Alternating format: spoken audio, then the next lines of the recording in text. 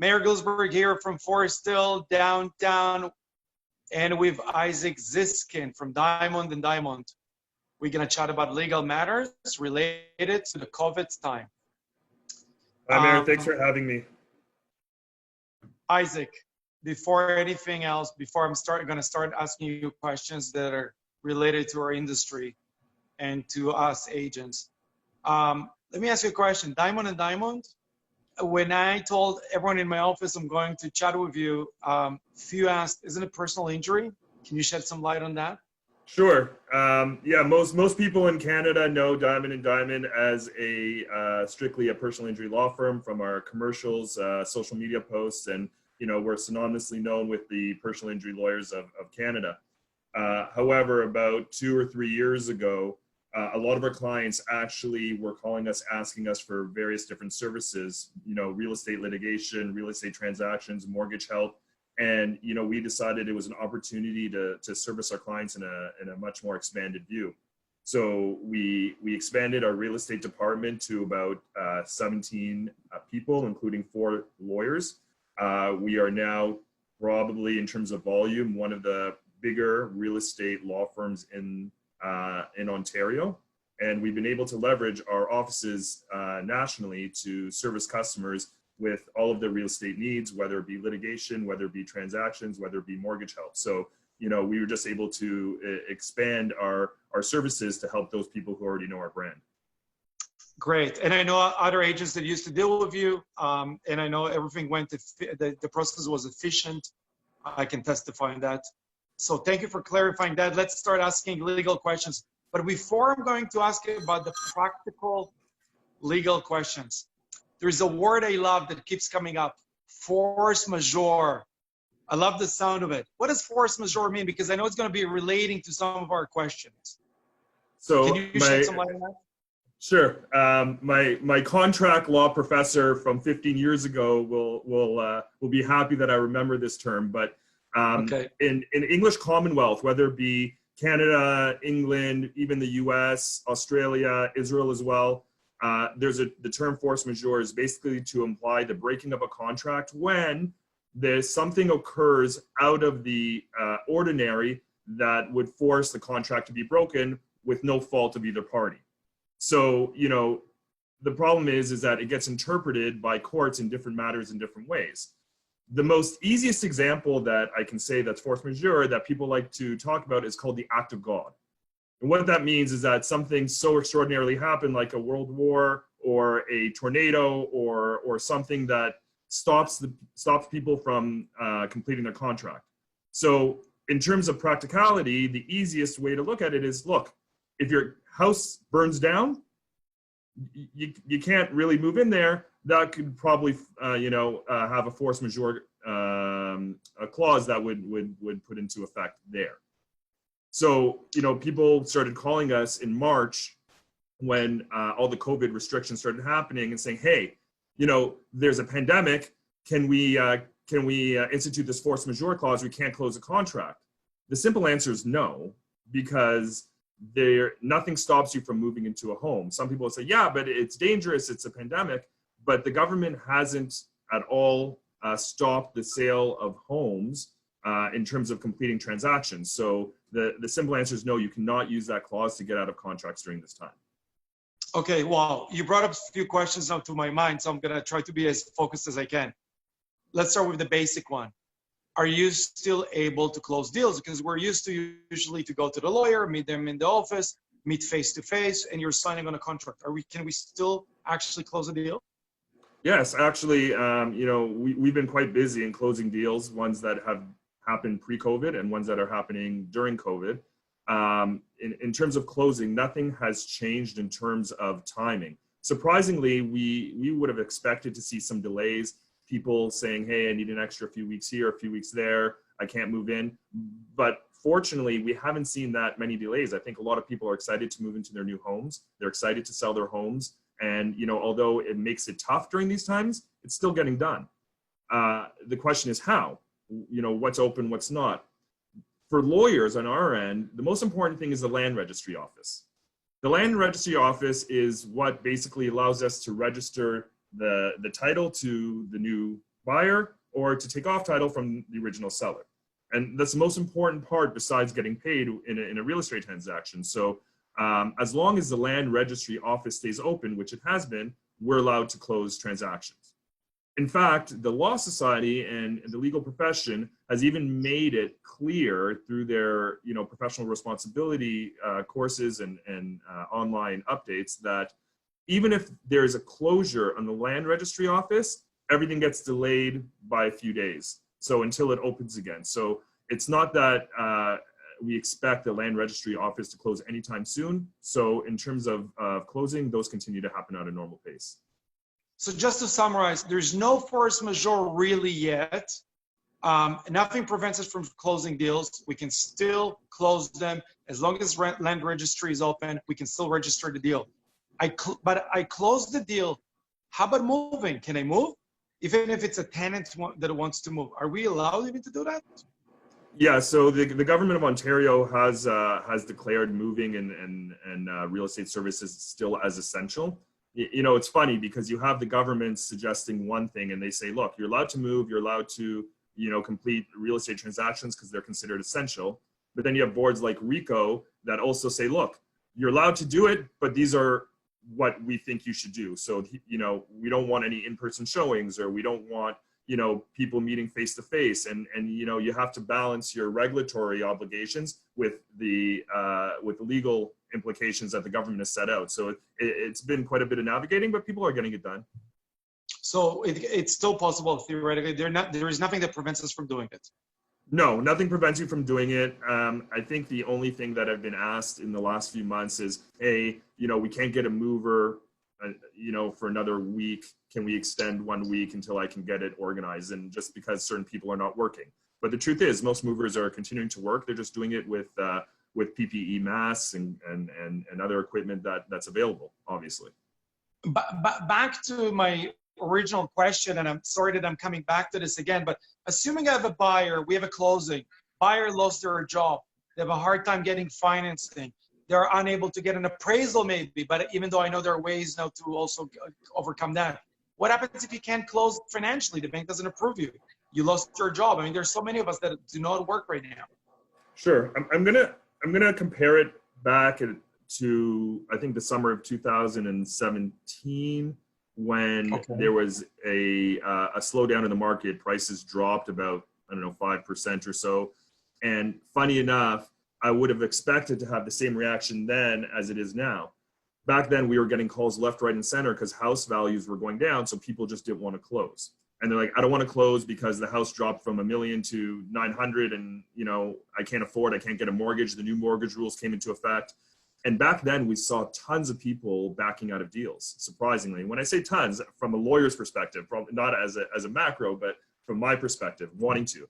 And the advice I gave back then was, look guys, if you don't close your deal, they're going to sue you. And if they lose money on the future sale, they're coming after you. And we have quite a bit of lawsuits that stem from that time period. I think that also people realize that when they couldn't do it back then, they understand they can't do it now. And in fact, we have less people asking to get out of their deals now. Surprisingly, I expected a flood of calls to come in saying, I want to back out. We actually haven't had more than a handful.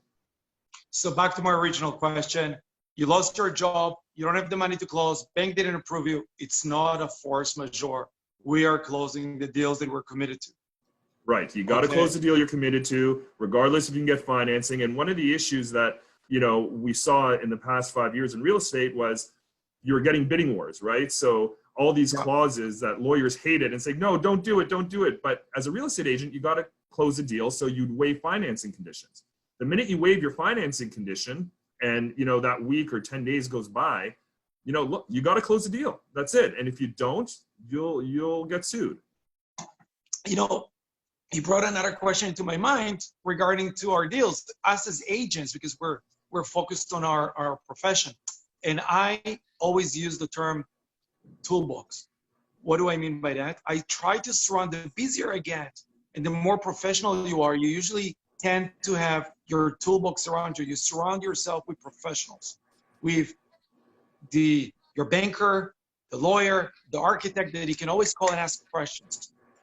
If I'm entering into a deal now, is there a COVID-related clause that I need to put in?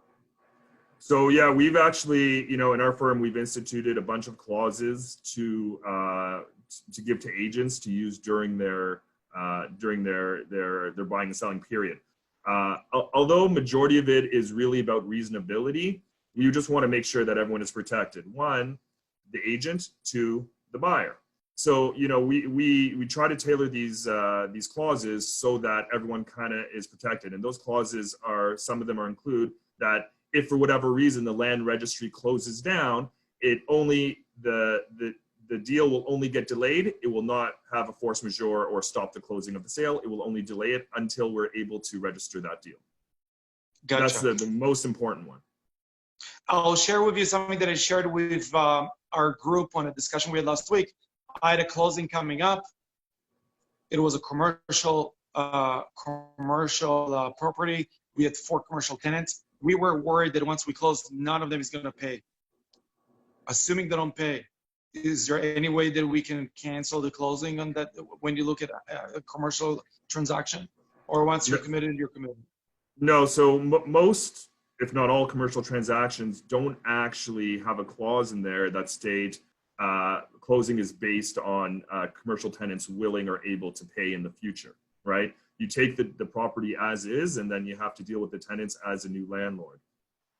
As it stands right now, the commercial tenancy issues versus residential tenancy issues are very different. If you're a commercial tenant, commercial landlord, majority of your contracts with your tenants allow you to basically lock up the place within 16 days and, start the process of re-renting it to somebody else. So, if you have a commercial property that you're closing, obviously it's important, you want to make sure that these people can pay, but it doesn't stop you from not closing the deal. Gotcha. Can you put a clause for that? Can you actually in advance, if I'm closing now a commercial deal, can I in advance put a clause that will allow me to verify that they're paying and everything is worked out, and then not to close if they're not paying? And I'm trying not to complicate it with yeah. Sure, it is complicated because, if you ask a lawyer's perspective, we would love to put those things in, but it's also like putting a clause saying, well, the deal won't close if the sun is not out that day. It's very difficult to look into a crystal ball and decide whether or not, next month the commercial tenant's going to be paid. You can put whatever clause you want on there. Whatever, if they're going to accept it, hey, better for you. But, we always say, look, you can always put things in and it can always be deleted later. Depending on the motivation of the seller or the buyer, they're going to be more willing or less willing to accept those clauses. That's all it is. It's a negotiation tactic, right? Of course. I'll tell you why I'm asking all those questions, because if anyone would have told me a few months ago that COVID will come and our world and our reality will look the way it is right now, I would have not believed that. I know for sure, even as an agent, from now on, I'm going to start thinking about all the realities that can change and be prepared for that. And that's why I think lawyers actually going to become so much more important to our deals right now, more than ever, because I realize that they always say, wait, be ready for a rainy day, for example. I never thought that day will come. It's here. You're going to be a bigger and more important part of our lives, I think, us as professionals. You know what, it's funny. I agree. In a hot market for the past 15 years, Toronto has seen a market unprecedented to anywhere else in the world. So as time went on, most agents that are still new don't remember the times where you actually negotiated contracts. Now it was, you're going to pay this amount, and if you don't pay it without financing clause and without restrictions, I don't care the status certificate, not status, the lawyer's review, not lawyer's review. They're like, you're buying it cash, and I need to know now. That's going to change. And it already has. We've already seen it since even last year regarding financing. But more importantly, now that COVID is here, I think everybody is being a little bit more careful in how they word their contracts, which is good, because on one front, you're getting that toolbox that you need, right? You're talking about that toolbox. You have a lawyer reviewing the contract, and a lawyer is not just going to look at those new clauses. They're going to look at the whole deal and say, hey guys, you may want to put this in because I just pulled up a title search and notice X, or registered charges, or you might want to look at this before you sign the deal. Then you have in that toolbox, again, your banker or the mortgage agent who's going to say, hey guys, before you do this deal or before you write this deal, you may want to add this in. And I think that makes the agent more educated, and it also allows them to get that experience they need in the future so that when things like this happen again, they're not stuck like a deer in headlights, so to speak. I think also the term VTB, a lot of young agents have no idea what is VTB or how do you use it? What do you do with that? I think this is a term that is going to start coming up very soon. Sure. The world is changing. So a VTB is a vendor take-back mortgage. In simplest terms, the seller is going to actually give a personal mortgage to the buyer, okay? And this is where a lot of the times in a commercial transaction is quite normal. I'm going to use a purchase price of $1 million. A bank on a commercial property will only give $500,000 mortgage. They really want to buy this commercial property, but they don't have another $500,000 to buy the property. So what they tell the seller is like, look, you give me a mortgage of $200,000 or $300,000 on top of the $500,000 the bank is going to give me, and I'll give you a competitive rate higher than the bank, and I'll pay you slowly towards the purchase of the property. Sometimes even people don't even want to go to the bank. They want to have a vendor take back mortgage to do the complete mortgage, and they say, okay, the purchase price is $1 million. Can you give me a vendor take back mortgage of $750,000? I'll give you $250,000 up front, and I'll pay you 4% or 5% over the next 5 years. Why that's critical and why that's important is for two reasons. As a seller, it actually creates a lot of tax implications, which is good. You're not getting the full purchase price because as a commercial property, there's all these tax implications you're going to have. So having a vendor take back mortgage a lot of times is very beneficial for tax purposes for the seller. That's one. Two, if you have a bank that has a mortgage on a commercial property, they have complete control on everything you do. You know, they're watching you got to give them their payrolls, you got to give them the rent rolls. And if you want to develop or change it, you got to go to that bank and ask them for permission. With a vendor take-back mortgage, usually there's not many conditions. It's you got to pay me every month at this prescribed rate, and after 5 years, it's got to be paid off, which allows many commercial tenants to do the improvements they want. If they want to develop, if they want to tear it down and build, it gives it a lot of leeway. And I think you're right in that we're going to see a lot of those in the future where, you know, sellers don't need the money right away, but are looking for maybe some retirement plan or, you know, future income to make their money working when the markets are so volatile. Or maybe it'll be one of the only ways that they will be able to sell their property. If the market is going to slow down, it'll be one of the ways to attract their buyers. And I think this is something that we didn't see before. Yeah, we're starting to see that on the commercial side as well, where, you know, I think also you have people saying, look, I want to sell, and but the only way I'm going to do it is if I do a VTB, because these people can't get financing otherwise. And I think, yes, you're going to see it more often. Maybe it'll be part of the marketing of the whole package. Sellers will say, if you buy this property, I'll give you a VTB, please buy that. Right, it's attractive. Let me ask you another question. Back to residential. For condo buyers, there are two issues that I have on my mind. One, I can see maybe developers and builders are being delayed. Is that a force majeure? Sometimes in their contracts they need to compensate for that? And my other question, which we can touch about, what happens with the buyers that need to submit payments and perhaps they're unable to right now? So those are two questions related to condos. Sure. So in terms of the first part, I can tell you from our end, the developers are not really delayed.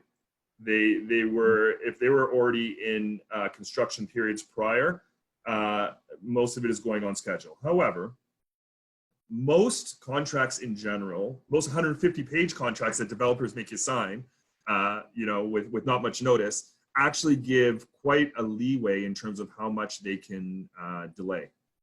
And in these contracts, the majority of them don't have a force majeure clause, but they have an unforeseen circumstance clause. So we talked about before as a force majeure saying that, you know, an act of God. Well, if this is not considered an act of God, it can be considered an unforeseen circumstance. And an unforeseen circumstance is we're not able to complete the work because I'm not allowed to have workers in the building. That's unforeseen. So, you know, they can extend up to sometimes 18 months to 2 years at a pre-construction, just as right as the contract. So nobody's really getting into that portion now because they know they have that leeway anyway. So I think that, you know, we're not going to see it anytime soon. Okay. The second part is you're talking about, I guess, you know, not being able to afford the deposit structures or upon closing. So we've actually, for the first time in about 7 years, builders are being a little bit flexible in terms of when these deposits can come in. So what we're seeing in the last few months is the deposit schedules being extended for weeks and months. So, if you had to have your deposits in on the 30th day of the month every 3 months, argumentatively, now they're extending it another 2 months to give people some time to get those deposits.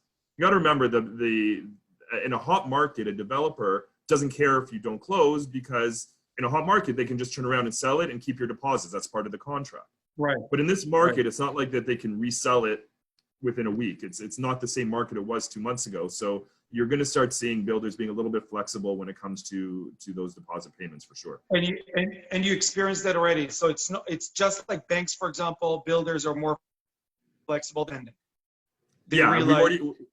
You've experienced that already. Yes. Okay, that's great to know. Let's talk just towards then a little bit about the future. I did not know we're having now a conversation over Zoom, and I'm going to tell everyone who's watching a secret. I'm not even in Canada right now. I'm overseas, but I didn't know what Zoom is in the past. I didn't even realize I can have meetings like this. I know for sure this will change the way I have meetings, the way I conduct it. I'll start using way more technology now. Anything in relation to our legal work as agents, interactions with lawyers, buyers, sellers.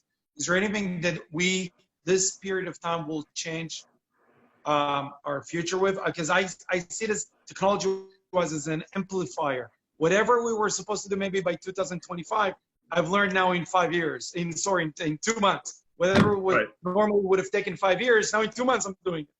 Is there anything that changed now in the way we interact? Sure. I can tell you personally, my kids have become my new IT experts. They taught me how to use Zoom. I have my 6-year-old telling me. I need to learn TikTok. Like TikTok, I'm learning now. I have no idea what it is. Right. I think we're both in the same generation where we grew up with just when the internet started, and I'm still helping my parents navigate through all these video conferencing so that we can speak to them. But it's funny. I felt that my firm, at least, and me, I've always tried to be forward thinking when it comes to the future of law. And, what we saw in the States and England and in Australia was a huge shift in how they do things. And Canada was very far behind. And it's the mentality of this is how we do things, right? This is how we do things mentality. And the problem with that is that when we got into real estate 2 years ago, I didn't realize how far back our profession was in terms of getting things done. I was shocked. And, my questions were, why can't we do it virtually? Why can't we send it electronically? And the Law Society didn't allow us to do certain things. And banks didn't allow us to do certain things. So, for example, commissioning. It's a simple thing. For me to commission a signature to verify that somebody's signing it, the Law Society, and it's not just a law society, it's an actual act that was, a government act for many years, said, I have to be physically in front of a person to watch them sign a document. So my question was always to the Law Society, but if I'm watching them on Zoom or FaceTime or any of the platforms which are at least, reputable, what's the difference? I'm literally watching, you from your chair. If you sign a document and you put up the document, I'm watching you sign it and you send it to me. And you can recognize me. And you can recognize the buyer. Exactly. I can verify the ID. I can do everything. The answer was, nope, you got to be in front of a person or you got to have a commissioner there. So what we did was to service people outside of Toronto in our various areas. We had commissioners going to see them in person and then us video timing them because we're allowed to give advice and we're allowed to talk to our clients online. We're just not allowed to commission online. We weren't. What happened when COVID started? The Law Society and the government understood that seeing lawyers for real estate transactions, wills, corporate agreements would only continue if we saw people in person. So they quickly changed their mandate to allow for virtual commissioning, signing documents online. So there's a whole array of technology that was available from other countries that now we're able to use. So for example, when we do our closings now, we don't meet anybody person to person. All of our closings are done virtually through amazing software, which allows me to watch somebody sign electronically as they're doing it on my screen. So, literally I'm watching my screen and someone's at their home and they're with their hand or their pen, and I can watch them do that. And I have the document that's showing me how they're signed. I'm verifying the ID. I have recorded information, and title insurance is actually insuring these. And they're saying, we think this is okay. Law Society now is like, this is okay. This has now brought a whole new level of technology to our field, which should have been here probably 10 years ago. And that's going to change the future of how people do business. It's going to change how people see lawyers. It's going to change how people are able to complete contracts. Because if the Law Society and the legal profession is allowing you to do this now, there's no reason why they should turn back. There's no reason why banks should have to turn back. Everybody should be able to do this virtually, as long as we, stay safe and do it properly and have the right tools necessary. There's no reason why we can even make it better and continue with the technology trend. That's as long as they don't bring it back after this period of time is over. So let's hope. Yeah, let's hope. So based on what you're saying, anyone can buy. I can be sitting in Florida and buy real estate in Toronto, no problem. I don't need to see a lawyer anymore. Is it true? Yeah, right. So you wouldn't have to see a lawyer theoretically. The only caveat is I have to verify your ID. So, nobody has really decided, how do I verify an ID? Can I verify international ID? Probably not. So we've actually had sellers that from Hong Kong and Florida, and it happened last week, where I said, okay, as long as you have Canadian ID and I can verify it because I know what it looks like and what to look for, then I can do it. And the person in Hong Kong had a Canadian passport and a Canadian driver's license, and we did the closing right from his own home. Not an issue. Title insurance knew about it. The bank knew about it. It's not a problem. Where before, the banks required the person to sign a mortgage document to be in Ontario, which made no sense to me, but that's something banks required it. Now that's not the case. So as long as I can verify the ID, also, I have insurance. If for whatever reason it's a fraud or a scam that I get duped, it's my liability. So I have to make sure that I'm taking the proper precautions. We have all these steps on the way, and we ask questions. Just verifying somebody's ID by looking at it is not enough. We always, even when people were coming in, we would ask them about their house, where they live, what's the purpose of their buying, what's their business, things like that, to see if we sniff anything. And if anything looked fishy, we just wouldn't complete the transaction and say, sorry, you know what, we're not able to verify your ID. We're not going to complete the transaction. But 98% of people who live overseas are able to do these closings. And in the future, if we allow it, it's going to actually bring further investment. I got to think about all the people sitting overseas that aren't able to get here but want to invest their money in Canada, and they weren't able to do it unless they flew here. And that may open up the doors for further investment and a better real estate market as well. That's a great point. What if it's a foreigner that is not a Canadian? You cannot deal with them from overseas because you cannot there. Yeah. We can. It's a little bit more complicated. So I'll give you an example. The Law Society says we're allowed to give advice and talk to a person and verify ID as long as their ID is verified by a lawyer that's qualified to do so.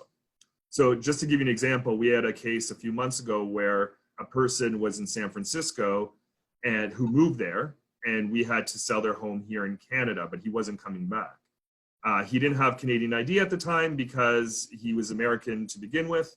And I said to him, okay, no problem.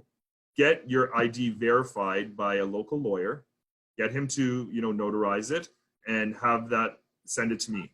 I then contacted the lawyer, confirmed that it was him and said, you notarized, you met with him, you know who it is. Yep. And you're comfortable with me giving him legal advice? He said, yep. So then we were able to complete the legal transaction online. So although complicated, we can do it. Isaac, I feel like I could have been talking to you now for hours. I appreciate you taking the time. Is there any other question before we go that I can ask you or should ask you that is important for nowadays? I think the only thing that, a lot of people are still wondering is, how our mortgage is going to be affected. And I think that, what I always said, the mortgages are still going. Banks are giving really low rates. And what we're finding is that real estate prices, the supply isn't going down. The demand isn't going down. The number of listings have gone down, but the demand hasn't. So, people always ask, from your perspective, are you seeing a slowdown? And I said, people always have to move. whether there's going to be a boom or a bust, the prices might change adjustments, but we have different generations. People need to move and they need homes. And as long as that occurs and the demand is still there, hopefully when we get out of this, people will realize it. And it's hard because, including me, we wake up every day and we watch one article that says doom and gloom. And then we watch another article or read another article that says, we're ready for a huge real estate boom. The problem is, and I take this quote from, my wife, who always makes me think this way, is if we stay optimistic as a market and as a group and as a country, then we will eventually force the reopening of the real estate market just the way it was. We just have to be more optimistic and not worry 10 years ahead. And I think that's important for everybody to realize, is that we are going to get out of this, and to take advantage of whatever time you have now to really plan for what the future holds.